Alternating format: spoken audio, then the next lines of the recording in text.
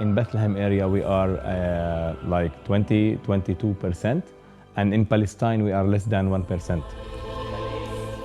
If Bethlehem vanish from people, Christians, what's the benefit?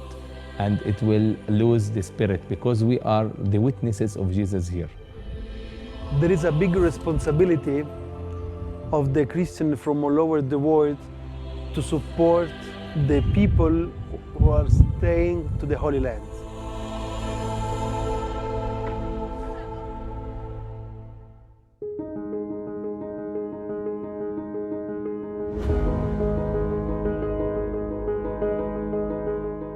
La Tierra Santa te lleva a revivir al mismo Cristo, a encontrarse con el mismo Cristo en persona.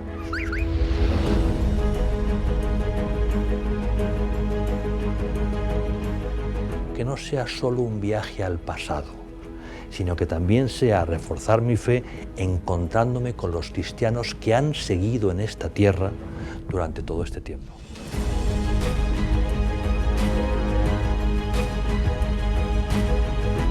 And I afraid also about the future for my kids. They want married, they want study.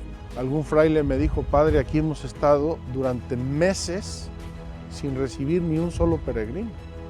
Yo le pido mucho a Dios que los lugares de Tierra Santa no se conviertan un día en museos, sino que haya siempre cristianos.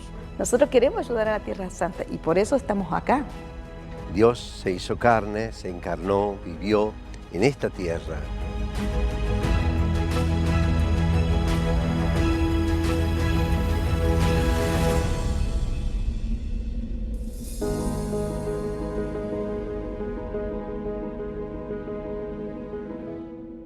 Les he puesto el tráiler de esta película, que estará pronto a estrenarse este año, en abril, después de la Semana Santa, y que dará voz a los cristianos que han quedado en el olvido, los cristianos en Tierra Santa.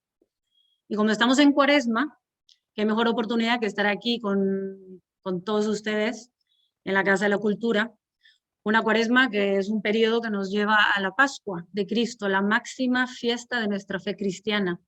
Y qué mejor que hablar de Tierra Santa y de los cristianos que aún conservan aquellos lugares hoy en día.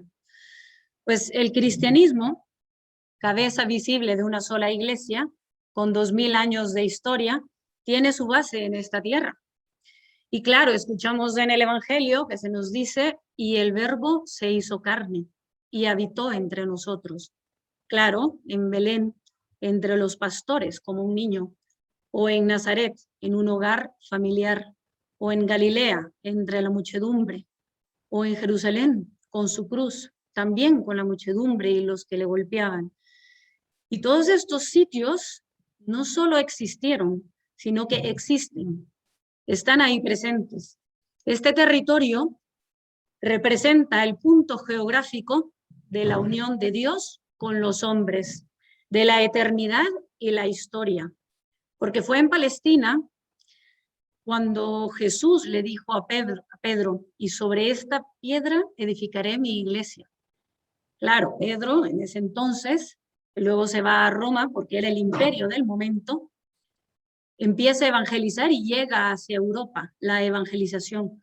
Pero fue en Palestina, en una región de Palestina, cuando Jesús da esas palabras, y sobre esta piedra edificaré mi iglesia. Y estas piedras siguen vivas hoy y son esa comunidad de creyentes que están latentes y que le dan vida como un carbón encendido a las comunidades y a las parroquias, a la iglesia misma, porque son las comunidades las que sostienen la iglesia, la columna vertebral de una iglesia. Por eso siempre he dicho que desconocer el rol de los cristianos palestinos es desconocer nuestro propio origen cristiano. Si decimos que Jesús nace en Belén, en una región de este mapa que he puesto ahora, un mapa muy antiguo, si Jesús nace en Belén, pues tenemos que las primeras comunidades cristianas son palestinas, propiamente palestinas. De hecho, Jesús, que nace en esta región, marca el año cero de la historia. Para creyentes o no creyentes, científicos o no científicos, el año cero de la historia se da aquí, en Belén, con el nacimiento de Cristo. y se va evangelizando la región, toda esta zona, todo este mapa. Y todo esto lo vemos en Hechos de los Apóstoles, cuando se nos dicen que convivían arameos con fenicios, con cananeos, con romanos. Y luego los apóstoles, que van evangelizando toda la región, son los primeros evangelizadores en las zonas aledañas, en Siria, en Irak, en el Líbano. Y van hacia todas estas zonas constituyendo, asimismo, las primeras comunidades cristianas. De hecho, en Siria tenemos 2 ciudades que aún conservan comunidades que son herederas de las primeras comunidades cristianas, en Alepo y en Malula. Y podemos recordar la famosa escena de Pablo, cuando iba, porque era un gran pues era un persecutor de los cristianos, él iba con su caballo y tenemos la famosa conversión de Pablo, de San Pablo, justo en el camino de Damasco, eso es en Siria. Y así podemos ir mencionando más y más anécdotas y episodios de esta zona, por lo cual Palestina, con el mapa que les muestro, es una nación muy antigua, mucho más antigua que las 3 religiones monoteístas que conocemos hoy en la actualidad, mucho más antigua que el judaísmo, que el cristianismo y que el islam. Es una nación antigua donde estaban los cananeos y los filisteos, y de esa rama, de esa genealogía venimos, pues viene la nación palestina. Incluso cuando llega Abraham, que Abraham viene de Ur en Irak, de la zona de Ur, cuando llega a Palestina ya existía un reinado en Jerusalén, el reinado de Malaquías, que se conoce en árabe como Malaki Sadek. Pues el reinado de Malaquías que existía en Jerusalén demuestra que era un territorio que ya se habitaba, no era un territorio abandonado. Palestina ha pasado de imperio en imperio, y como comentaba al inicio, en la época de Cristo tenemos al Imperio Romano. En el cristianismo, y de hecho hasta la muerte de Cristo, era una provincia del Imperio Romano. Y así sucesivamente ha pasado de imperio en imperio. Entonces, con este mapa, si yo digo que Medio Oriente es la cuna del cristianismo, porque ya Europa es evangelizada gracias al Imperio Romano, es cuna de las primeras comunidades cristianas y por lo tanto necesita nuestra atención para que no quede aquello como un museo frío donde todo sucedió, como que todo se apreció como una fábula, como una anécdota, que todo sucedió y quedó en el olvido. Es cuna del cristianismo y merece nuestra atención.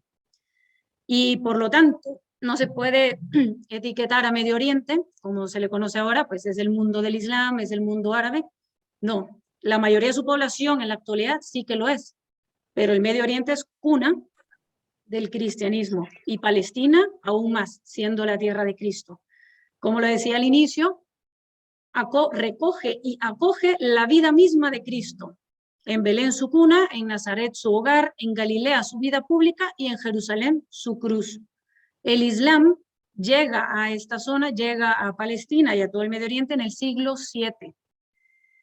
Y de hecho, el patriarca de Jerusalén, cuando llega el Islam, le da las llaves de la ciudad al califa. Y todo esto lo podemos ver en libros históricos, incluso de los franciscanos. Siempre ha habido una coexistencia pacífica y en armonía entre las 3 religiones monoteístas, entre el Islam, el cristianismo y el judaísmo. Pues el judaísmo es de los primeros que estaban en Palestina. Jesús viene de una línea judía de religión, pero a partir de Cristo, pues se empieza a dar la cristianización, en la evangelización de la buena nueva. Todos pues se van cristianizando, algunos. Habían judíos y paganos, obviamente. Incluso en el siglo XIII hubo un acontecimiento muy importante en Palestina, cuando se da la Quinta Cruzada. Tenemos ese famoso encuentro de San Francisco de Asís con el sultán Al-Malik. Y ese encuentro marca el nacimiento de la custodia de Tierra Santa, que la tenemos hasta hoy en día, el de los franciscanos. Pero se da gracias a un encuentro, a un encuentro entre ambos, a la Quinta Cruzada. Pero, ¿cómo es la situación de los cristianos en Palestina hoy en día? Es una pregunta que muchos se hacen, y es, en el Zoom está bien, la cámara está bien, sí. Es la misma que la del resto de palestinos. Hoy en día el cristiano, como vive siendo palestino o en Palestina, pues como todos los palestinos, hay ocupación, hay colonias, hay asentamientos ilegales y violación de los derechos humanos que son cometidos sistemáticamente, repetidamente, diariamente, por la ocupación militar del Estado de Israel. Es decir, que afecta a todos por igual, con independencia de la profesión que recen, ¿verdad? O musulmanes o cristianos, y que hay una comunidad judía muy importante dentro de Palestina. Claro, para nosotros los cristianos, las celebraciones de Navidad, las celebraciones de Navidad hacen que muchos recordemos aquella ciudad de las campanas. O bien, cuando nos remontamos a las celebraciones de Pascua, que están prontas en 2 semanas, nos remontan a Jerusalén. Y todas estas celebraciones o bien episodios de la vida de Jesús nos transportan hacia aquellas ciudades o aldeas que existen hoy en día. Tenemos Jericó, con una historia completa y espléndida de 10.000 años de historia. Tenemos Jericó, bueno, que nos recuerda la montaña de las tentaciones, donde Cristo llevó ahí su ayuno y sus 40 días.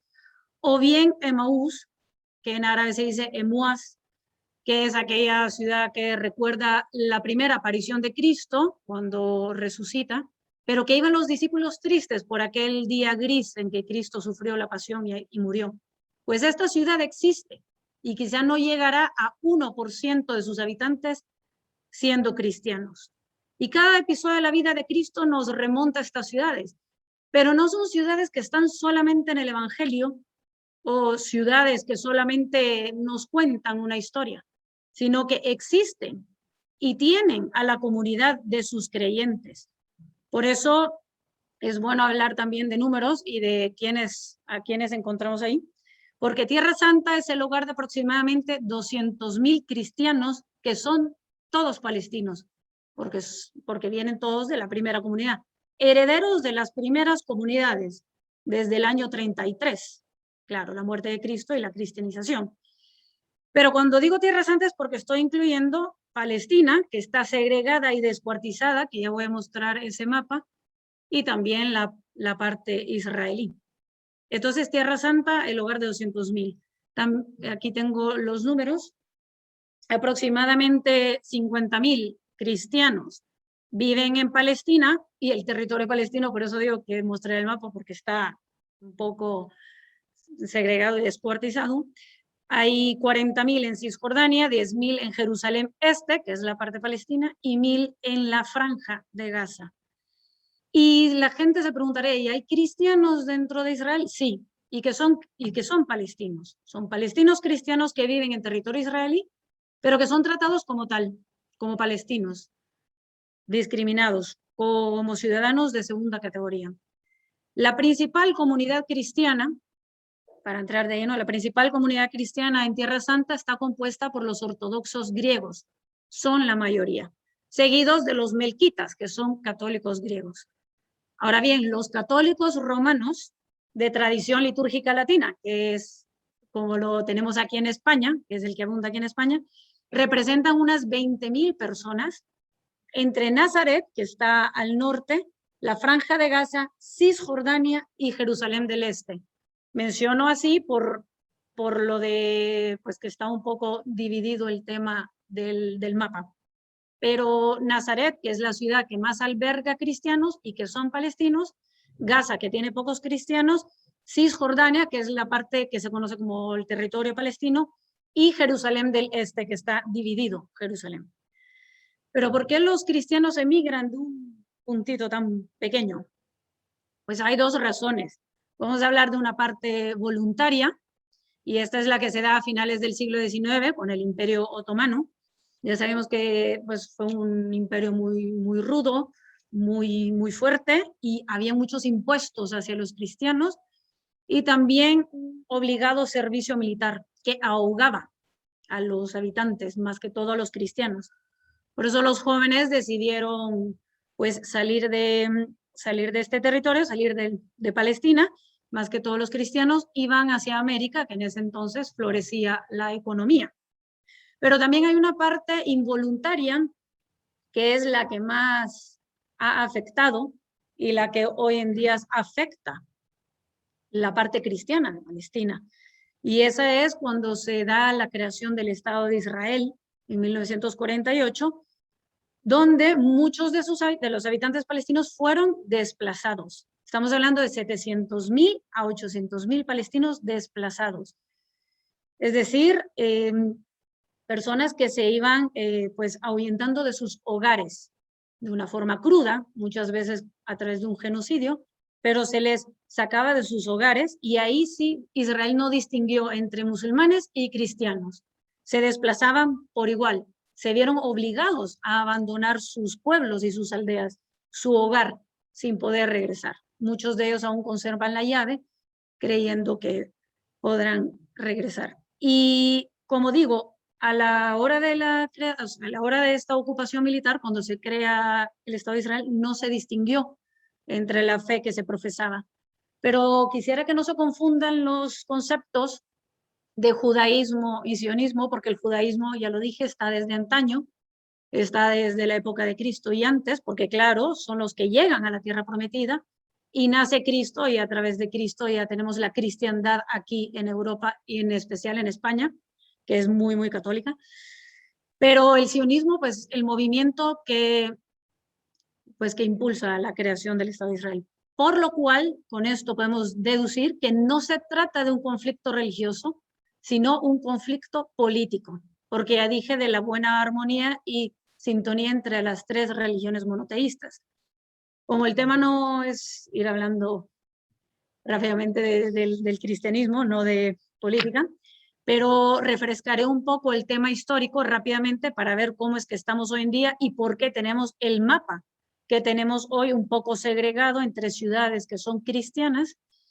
Y es que 100 años atrás se decidió dar Palestina, y por eso se le conocía tal cual la región como Palestina, para un hogar nacional judío.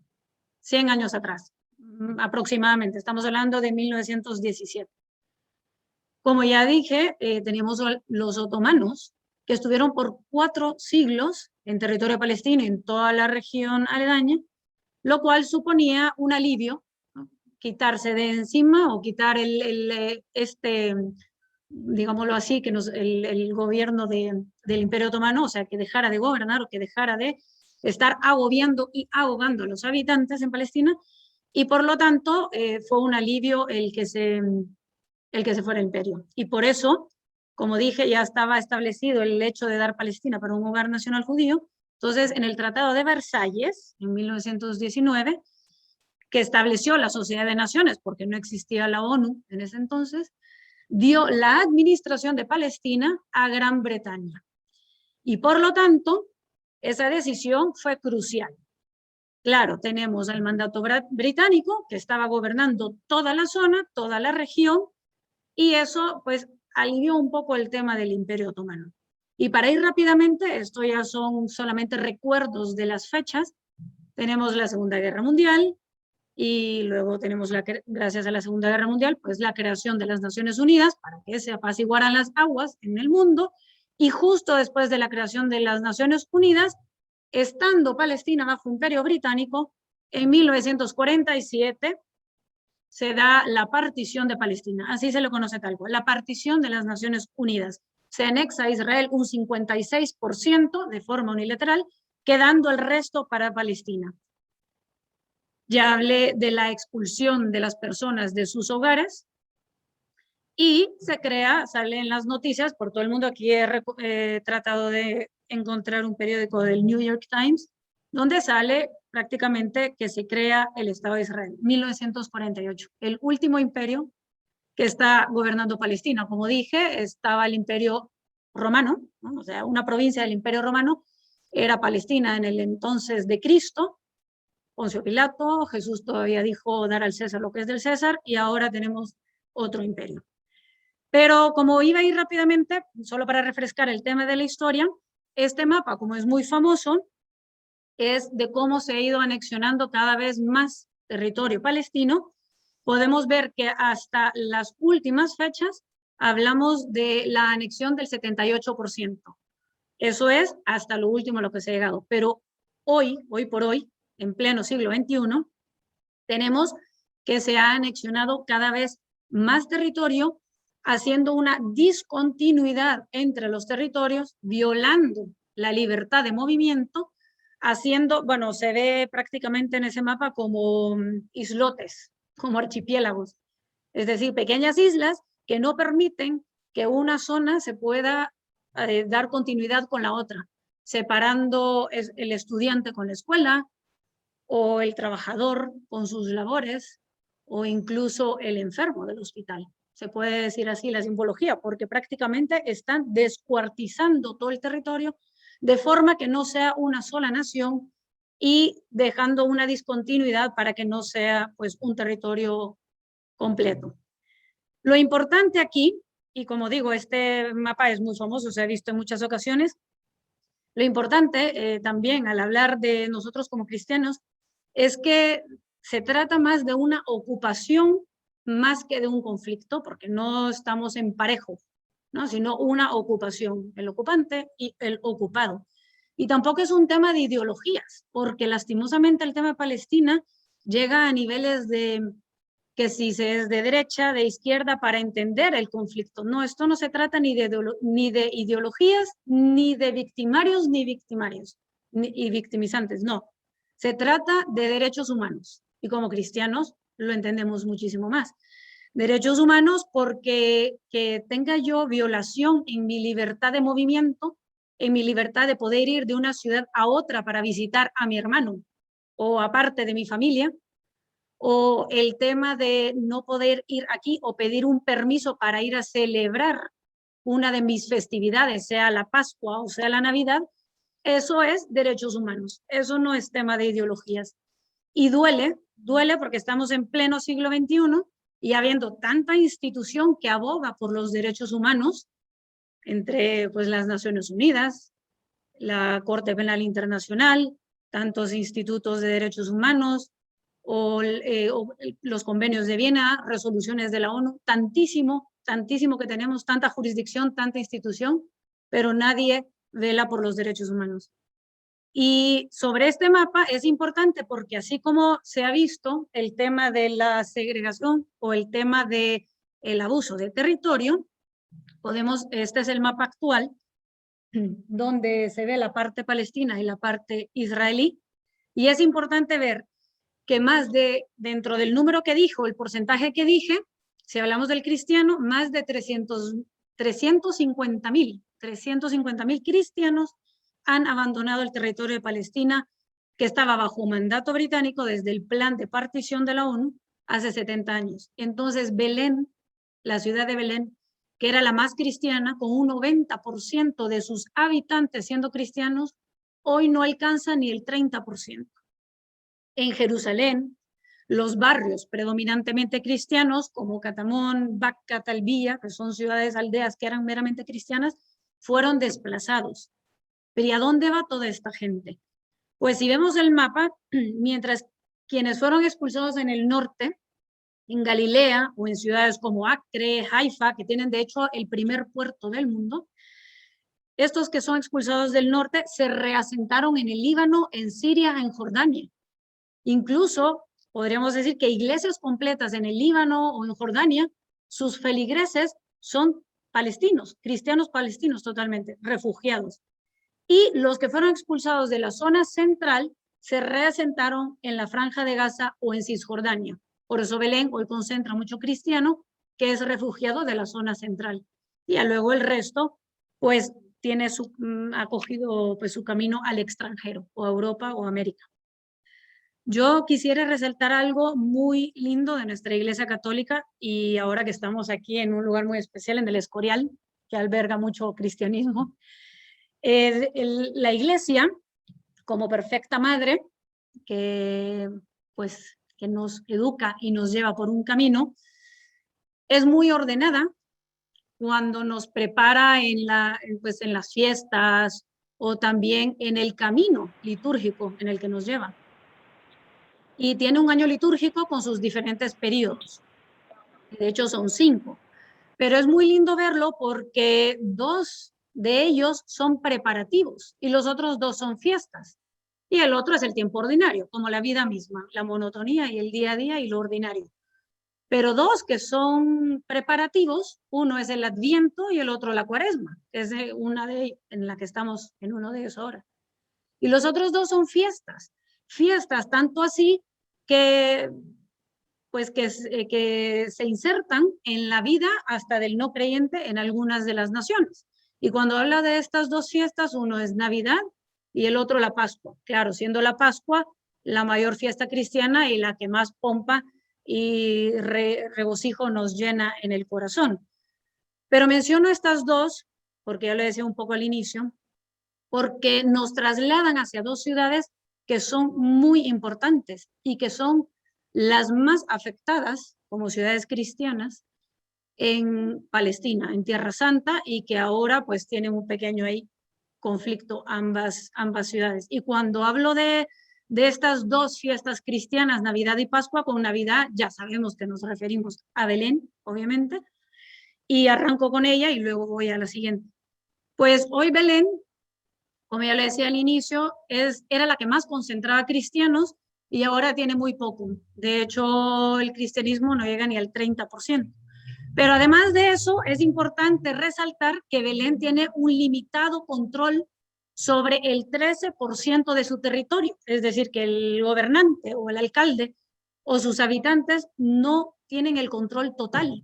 Belén es de 31 kilómetros cuadrados, pero solo tiene un control sobre el 13 porque el resto lo han consumido asentamientos ilegales, la ocupación militar, colonias que van consumiendo los valles y pedazos del territorio de Belén. Por lo tanto, para los palestinos de Belén, crecer hoy en día es imposible. Y además, cabe decir que en toda Tierra Santa, en comparación con los musulmanes, los cristianos tienden a tener una tasa de natalidad menor. Pero el tema que nos compete, la Navidad en Belén, algo que siempre nos recuerda aquella ciudad de las campanas y de la cuna de Cristo y la estrella de Belén, pues es válido decir que no es solo una fiesta cristiana para todos nosotros, para todos los de Occidente, sino una fiesta nacional, una fiesta local. Todos salen en regocijo a celebrar el nacimiento de Cristo. Hasta los musulmanes, habitantes de la ciudad de Belén, salen con aquel regocijo a celebrar junto a sus hermanos cristianos la pompa del nacimiento de Cristo. En Belén es importante resaltar que es ahí donde está la mayor fuente de ingreso turístico de toda Cisjordania, y es la madera de olivo. Pero los peregrinos, lastimosamente, debido a la ocupación militar, pues no consumen ahí muchos de sus productos y pues lo hacen en otros lados. Pero la madera de olivo, la fabricación, la artesanía propia viene de la ciudad de Belén. Y esta es una de las razones por las cuales la ciudad natal de Cristo hoy concentra la mayor tasa de desempleo en las zonas de Cisjordania, tal cual el mapa que enseñé, territorio palestino. Algo difícil de creer, pero es una realidad latente. Ahora bien, hablando de la madera de olivo, sí quisiera resaltar algo que ha hecho el Papa Francisco, el pontífice que más se ha acercado a las raíces cristianas en lo que lleva de su pontificado. Porque en la Jornada Mundial de la Juventud en Panamá, que fue su segundo viaje pastoral, porque el primero lo hizo a Tierra Santa, en la Jornada Mundial de la Juventud mandó a hacer 1.5 millones de rosarios de madera de olivo para regalarle a todos los jóvenes, fabricados en los talleres de Belén, por familias cristianas, artesanos palestinos. Es importante, esto es una simbología muy especial, porque muchos talleres habían cerrado por la falta de peregrinos o por la falta de consumo de las artesanías palestinas, y él volvió a abrir muchos de esos talleres para que se fabricaran ahí los rosarios de madera de olivo. Entonces es importante ver esa simbología. Un joven tendrá un rosario de Belén. Ahora bien, Jerusalén. Pues ya estamos próximos a la Pascua y entonces es la segunda festividad de la que hablaba, aunque es la más importante, y que nos remonta a Jerusalén. Y arranca ahí, justamente. Esta imagen me gusta, me encanta, mucho más que presentar la típica de toda la ciudad santa, que es preciosa, con la que sale la cúpula del Domo de la Roca, la cúpula dorada, pero esta es preciosa porque justamente en esta imagen que estamos viendo ahora, es aquí donde Jesús lloró, y lloró por Jerusalén, y lloró por el mundo, y lloró por nosotros, porque sabía que no iba a existir ese amor al prójimo verdadero como él lo quería. Y ahí están los cientos de árboles de olivo, que muchos de ellos reflejan y tienen el olor a historia, porque hay muchos que tienen más de 2000 años de historia y que estuvieron ahí cuando Cristo llora previo a su pasión. Jerusalén, entonces, es algo peculiar, porque es la única ciudad en el mundo, bajo un régimen internacional especial y que está bajo administración de la ONU. Claro, ya dije que lastimosamente en una tierra santa, en una tierra de Cristo, tenemos conflicto. Israel sí trabaja arduamente por trasladar muchas de las embajadas de muchas naciones hacia Jerusalén y limpiar así la imagen aquella de que Jerusalén es capital de Israel. Pero no, mueve las voluntades de las naciones para ir trasladando las embajadas, pero hoy por hoy está bajo administración de la ONU. Hay un poco de separación, es un poco difícil mostrar un mapa propio de Jerusalén, porque tenemos Jerusalén Este, que está bajo los palestinos, donde reciben palestinos, y también la parte de israelí. Y de hecho el presidente Trump en el 2017, hace muy poco, hace 3 años, declaró Jerusalén como capital de Israel. Y muchos rabinos en Estados Unidos y en Israel se sobresaltaron, porque no es así. Tiene que ir bajo la legalidad y bajo consentimiento del Consejo de Seguridad de la ONU. Pues el tema es que hay un proyecto israelí de convertir a Jerusalén en una ciudad completamente judía. Y esto ha provocado el descenso de cristianos en la ciudad santa. Y es alarmante para nosotros como cristianos, porque cuando antes habían 33,000 cristianos en la ciudad de Jerusalén, en la época de cuando decía que se traslada del mandato británico hacia Israel, al día de hoy alcanzamos unos 10,000 o poco más ciudadanos cristianos palestinos en Jerusalén. Es muy fuerte. Y hay que recalcar algo. Belén y Jerusalén, como 2 ciudades cristianas mayoritariamente que estoy mencionando, nunca habían estado divididos en 2000 años de historia, en 2000 años de historia del cristianismo. Hasta hoy en día, por un muro que lastimosamente no se menciona tanto como el muro de Berlín, pero tenemos este muro de la vergüenza que divide. Y como decía, pues divide al estudiante de su escuela, al enfermo del hospital, divide a todos, a familias enteras. Y el Papa estuvo ahí y estuvo rezando en este muro de la vergüenza. Serpentea la ciudad y va desgarrando territorio cada vez más. Es un muro gris de 10 metros de altura y está dividiendo 2 ciudades que están a tan solo 10 kilómetros de distancia. Muchísimo más que de Madrid a Toledo, pero son 10 kilómetros de distancia, una nada. Y antes se pasaba con muchísima facilidad y ahora están separados. En Semana Santa, esta imagen es preciosa porque tenemos a muchos peregrinos que van cantando aquella famosa canción que se nos dice: y ya están llegando nuestros pies a tus puertas, Jerusalén. Qué alegría cuando me dijeron. Pues sí, y todos estos peregrinos pues van cantando pues en inglés, en francés, en polaco, en ruso, en español, en italiano, pero lastimosamente podemos recibir cientos de esos peregrinos que se llenan de gozo y de regocijo en el corazón, cantando con las palmas, llegando a Jerusalén. Pero ¿a cuántos palestinos de la zona de Cisjordania se le permite salir para celebrar su propia Pascua? A 10 kilómetros de distancia, a una nada, a la ciudad que es vecina de ellos.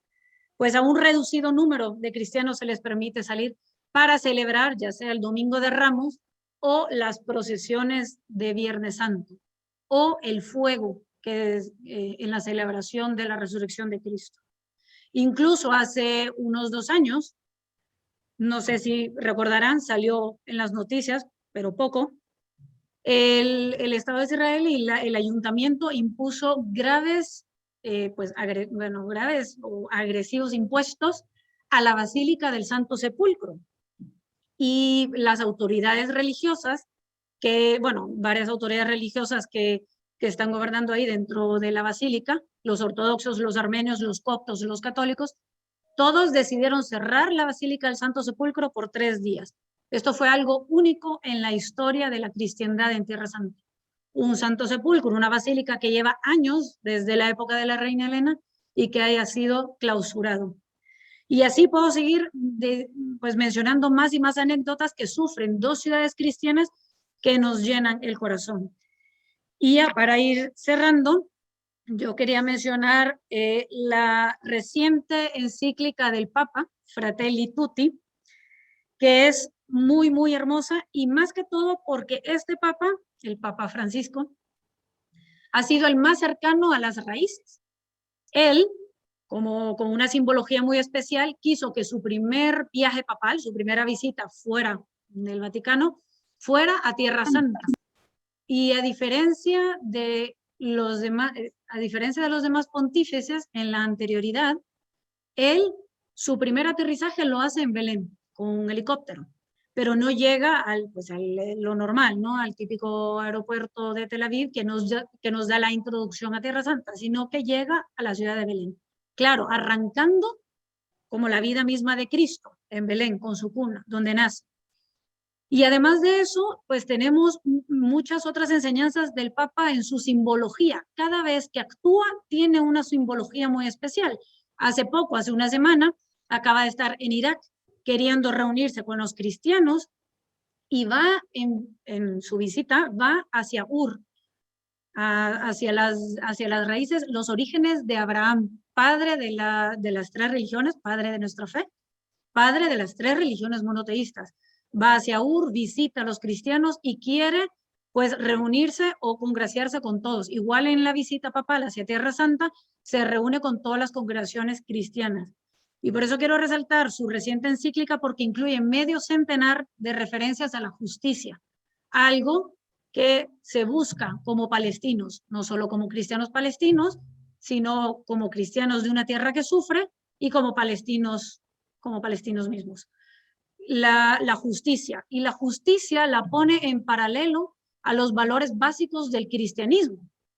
Los valores básicos como el amor al prójimo, el rol social de la iglesia, pero él incluye en la encíclica el rol de promover la justicia y la paz como algo básico, intrínseco en la vida de un cristiano. Y es también motivo de orgullo que en su introducción el Papa Francisco haga referencia a las relaciones entre musulmanes y cristianos, ya sea del mismo San Francisco de Asís en su momento, con el viaje que explicaba, que va en el siglo XIII, en los inicios del cristianismo, en la Quinta Cruzada, va y se encuentra con el sultán y hay una fuerte relación entre musulmanes y cristianos, así como la experiencia propia del Papa en su reciente visita papal a Tierra Santa. Entonces, esto es motivo de orgullo, ¿por qué? Porque Palestina no solo comprende en ese entonces, no solo refleja que es la Tierra Santa, sino la puerta de entrada para la Iglesia Católica hacia todo el mundo árabe o hacia todo el mundo del Islam. La Iglesia Católica, aquí pongo una estrella muy preciosa que está en Belén. La Iglesia Católica es una de las varias confesiones cristianas. Aquí muestro un poco varios de los candiles, porque pues hay una coexistencia perfecta entre todas las denominaciones cristianas, tanto en la Iglesia de la Natividad como en el resto de las iglesias en toda Tierra Santa. Y como es una de las varias confesiones, es importante ver que todas ellas en su conjunto son parte integral del tejido social de Palestina. No solo, su presencia no solo representa una cuestión meramente espiritual, sino que deja un gran impacto en la sociedad en su conjunto. Por ejemplo, la escuela más antigua, que aún funciona hoy en Palestina, fue fundada por los monjes franciscanos en 1528. Estamos hablando hace más de 500, 700 años, cuando se funda la custodia de Tierra Santa. En 1528 los monjes franciscanos instituyen esta escuela que hoy se conoce como Terra Sancta de los franciscanos, y sus estudiantes no solo son cristianos y musulmanes, y se encuentra en la ciudad de Belén. Y bueno, también la Iglesia Católica, menciono dos aquí, ha sido pionera cuando estableció el voluntariado para atender a los refugiados, víctimas de todos estos desastres que mencionaba de la ocupación militar, o bien cuando ha ayudado a través de la Fundación de Caritas Jerusalén o la Sociedad St. Ives para proteger los derechos humanos propios de los palestinos.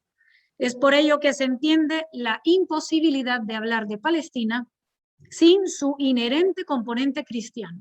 Los cristianos en Palestina son como la sal de esa tierra. Es imposible desprender el tema de Palestina, que ya dije que no es un tema de ideologías y que no es un conflicto que va más allá de temas de luchas de justicia, no, es simplemente un tema de derechos humanos y que como cristianos estamos obligados a acordarnos y pues a velar por ella, porque los cristianos son la sal de esa tierra. Y por ende la doctrina social de la Iglesia, que es muy fuerte en cada una de sus referencias, está tan intrínsecamente presente en esta encíclica papal, Fratelli Tutti, y ahí, si se lee, se habla de la vida cotidiana y de esa lucha y de esa sed por la justicia y por la paz, porque nada más queremos paz, porque podrá haber de todo, desde generosidad al máximo, pero no hay paz, hay un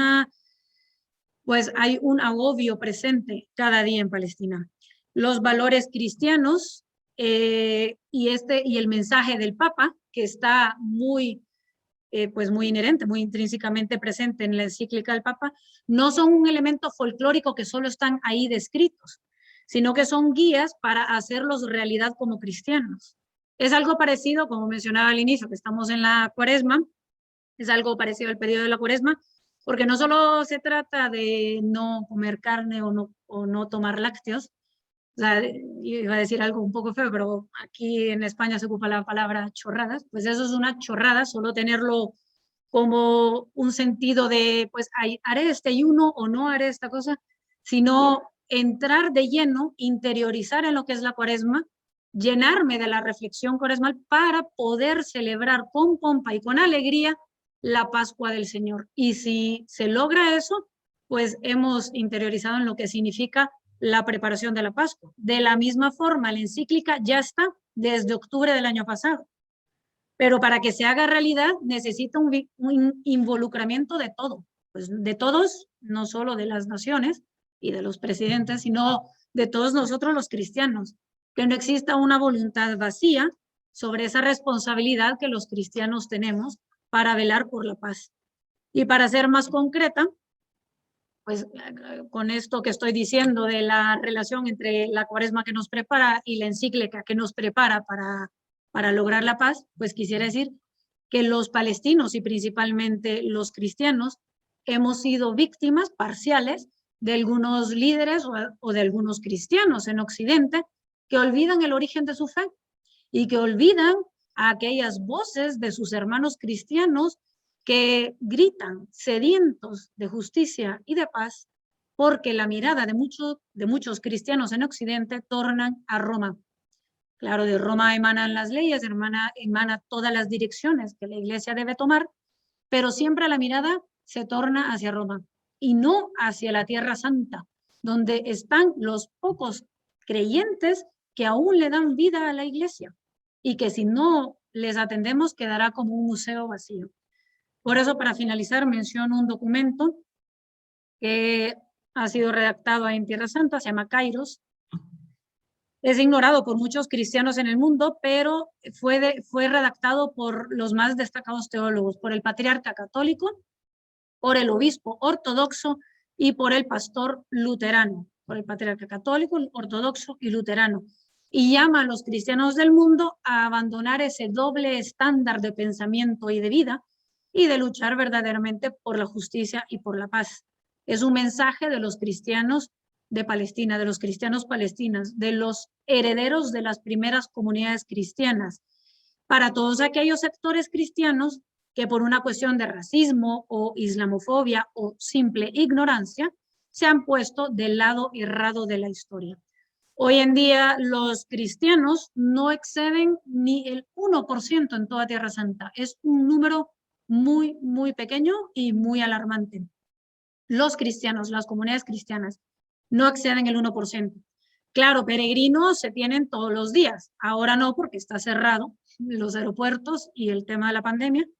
Pero no queremos que Tierra Santa se convierta en un museo frío donde lleguen muchísimos peregrinos por 2 semanas, pues hagan su visita cristiana, religiosa y se vayan. Y que aquello quede, como dije en un inicio, un museo donde todo sucedió. Queremos que permanezcan las comunidades cristianas. Por eso dije que la encíclica Fratelli Tutti representa un desafío para todos. Porque si es en Palestina donde nació el mensajero de la paz, es en Palestina donde la paz debe consolidarse.